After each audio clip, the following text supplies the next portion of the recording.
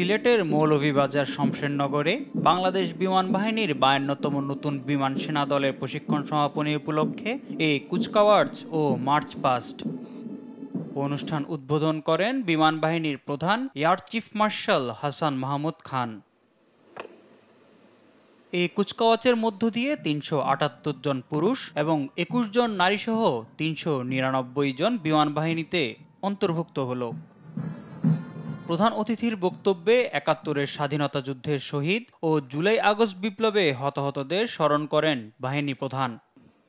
দেশের আকাশ মুক্ত রাখার পাশাপাশি আন্তর্জাতিকভাবে নানা ধরনের সেবামূলক কাজ করার কথা জানান তিনি।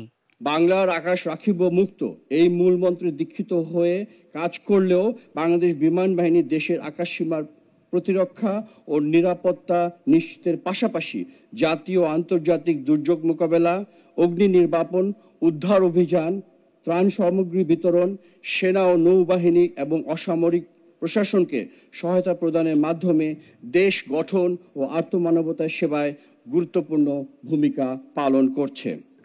হাসান মাহমুদ খান আরও জানান, দেশের সব বিমানবন্দরে অভ্যন্তরীণ ও আন্তর্জাতিক ফ্লাইট ওঠানামা ও নিরাপত্তা নিশ্চিতে গুরুত্বপূর্ণ ভূমিকা রাখছে বিমান বাহিনী। দেশের আন্তর্জাতিক ও অভ্যন্তরীণ বিমানবন্দর সমূহের সকল ফ্লাইটে নির্বিঘ্নে ওঠানামা সহ নিরাপত্তা পরিবেশ ও সার্বিক কার্যক্রম স্থিতিশীল রাখতে গুরুত্বপূর্ণ ভূমিকা পালন করে যাচ্ছে।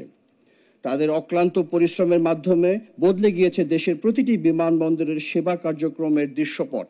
এই সময় বিমান বাহিনীর আধুনিকায়ন ও সদস্যদের দক্ষতা বাড়াতে বিভিন্ন পদক্ষেপও তুলে ধরেন বিমান বাহিনীর প্রধান। বাংলাদেশের উত্তরোত্তর সাফল্য কামনা করছি।